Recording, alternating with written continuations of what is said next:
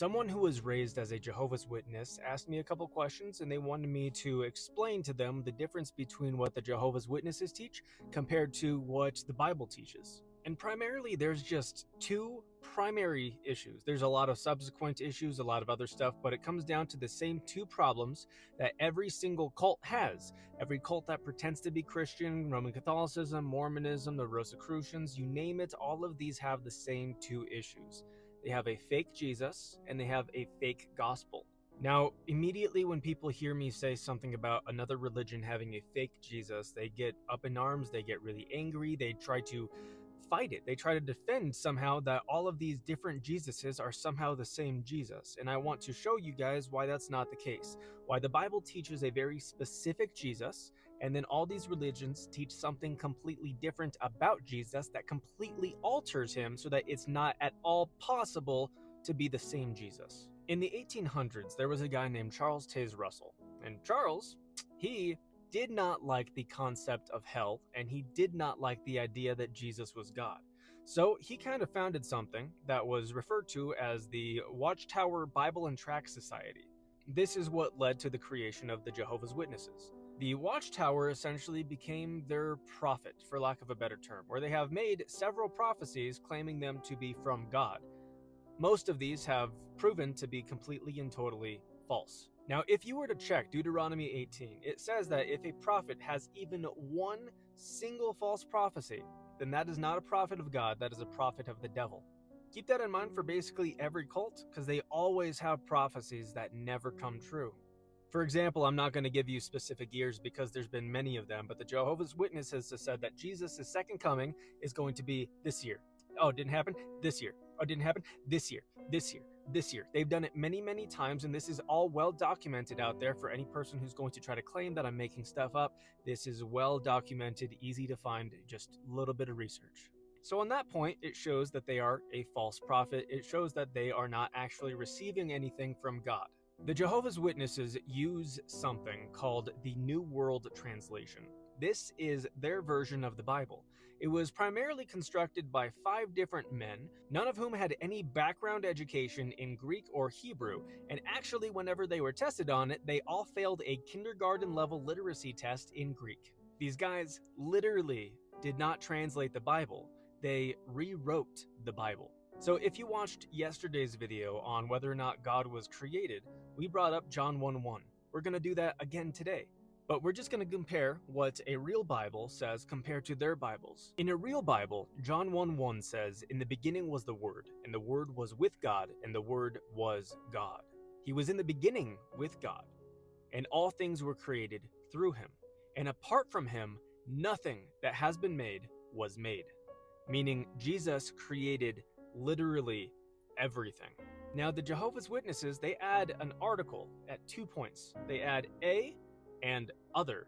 So in the Jehovah's Witnesses Bible, in the New World Translation, it says, "In the beginning was the Word, and the Word was with God, and the Word was a God.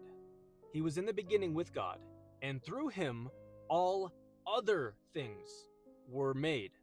That's different.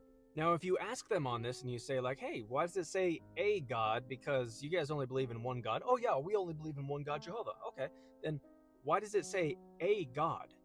See, what the Jehovah's Witnesses actually teach and actually believe is that Jesus is not God. Jesus is the first and greatest creation of Jehovah God. They teach that he is Michael the Archangel, that whenever he came to earth, he took on the name Jesus. Then whenever he died, he did not have an actual resurrection, it was purely spiritual. They teach that God destroyed his body and resurrected a spirit. And this spirit, whenever he ascended back to heaven, that spirit became once again Michael the Archangel. This gets a little bit confusing because it's very nonsensical. See, you have Jesus many, many times calling himself by the name of God, calling himself Yahweh. Of course, it's translated into Greek, and that name is Ego Eimi. He calls himself the great I Am many times. In fact, that is the only reason why he was ever crucified, is because he consistently called himself by the name of God. He called himself equal to God. He said that him and the Father are one. Jesus consistently claimed that he was God. Upon the moment of his trial, whenever they arrested him, they were trying to pin any accusation to him they could. They were unable to. This is in Mark 14, in verse 62. They ask him directly, failing to get any accusation to actually stick. So they say, "Are you the Christ?" And Jesus says, "Ego eimi, I am. And you shall see the Son of Man sitting at the right hand of power, coming on the clouds of heaven." That was a reference back to the book of Daniel talking about the Messiah, at which point the high priest turns, tears his clothing, and yells, "What further need do we have for witnesses? You've heard the blasphemy for yourself." So what is blasphemy? Well, if you called yourself by the name of God, that is blasphemy. And that is why Jesus was crucified, because he called himself God. Now, the Jehovah's Witnesses, they say, "Oh, no, Jesus didn't call himself God. He said that I and the Father are one in purpose." No, that word is not for purpose. He said that they are heis, that they are singular, one, without distinction. Jesus and the Father are one being, not two separate beings. They're two separate persons. The Father, Son, and Spirit are three persons, one eternal being of God. All of them are Yahweh. The Father is Yahweh. The Son is Yahweh, and the Spirit is Yahweh. On top of this, they don't teach that we are saved by grace alone, through faith alone, in Christ alone, which is exactly what all of the apostles taught, which is what Jesus himself taught, and that is the only gospel that exists. If you look at Galatians 1, verse 8, Paul says that if I or an angel from heaven were to come back to you with any other gospel other than the one that you've received, let him be anathema, which means let him be damned forever by God for teaching you a false gospel. Paul goes on in chapter 2, warning about pseudadelphos, which means false brothers. They were people pretending to be Christians while trying to lead people astray from the actual gospel. That's where Galatians 2:16, Paul reiterates it very clearly, and he says, "Know that a person is not justified by the works of the law, but by faith in Jesus Christ." So we too have to put our faith in Christ Jesus, that we might be justified by faith in Christ and not by the works of the law, because by the works of the law, no one will be justified. But the Jehovah's Witnesses teach, yeah, it is based on the law. It is based on you doing specific works. It is not by grace alone, through faith alone. So they have a false gospel and they have a false Jesus. Islam has a false Jesus. Buddhism has a false Jesus. Hinduism has a false Jesus. Roman Catholicism has a false Jesus. Mormonism has a false Jesus. I can say that they're false because the Bible declares Jesus to be very specific and very unique. And if you alter his unchangeable attributes, then that is going to create a different Jesus.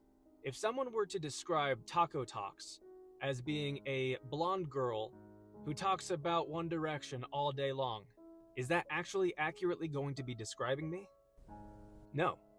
In the same way, you can't possibly claim, "Oh yeah, we believe in Jesus," and claim that he was Michael the Archangel, or claim some other awful heresy about him, something that's blasphemous and something that leads exclusively to hell.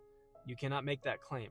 That is a really bad thing. It is very dangerous. So if you find yourself stuck in a cult, I want you to actually just examine the Bible. Compare it to what you've been taught, and just go off the Bible by itself without having anyone whispering in your ear, anyone leaning over your shoulder. Just get a real Bible, NASB 2020, LSB, even if you want to go with the King James. Doesn't matter, as long as you get a real translation. The New World Translation is not a real translation. It is a rewrite where they change multiple things in order to try to change and alter the divinity of Christ as it is obviously clearly declared. I hope that makes sense. Let me know what's next. Follow me on X. God bless.